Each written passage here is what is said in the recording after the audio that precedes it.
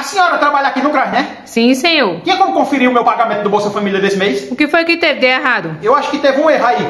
Eu acho que não caiu o 13º não. Saiu quanto, hein? R$ 1.200. Então, só saiu o que eu tenho todo mês. Cadê o 10º? Ei, bicho bonito, o 10º é só em dezembro, viu? A gente ainda tá em novembro. Ah, é porque eu vi correndo uma notícia aí que ia pagar em 2 parcelas o 13º. Aí eu pensava que era agora novembro e dezembro. Não, esse ano vai ser só uma parcela mesmo. Então eu recebo todo de uma vez só. É, todo de uma vez só, viu?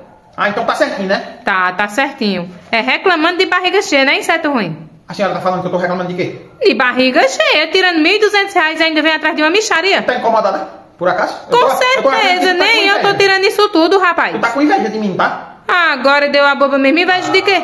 Tá com inveja, eu tô vendo nos teus olhos. Agora deu bom mesmo. Eu tô vendo a inveja. A inveja a pessoa percebe. Olha os sinais, ó. Pronto, mês que vem não se preocupe não que vai cair, viu? Seu 13º do Olha, Bolsa no tom Família. da tua voz, eu sinto a inveja. No tom da tua voz.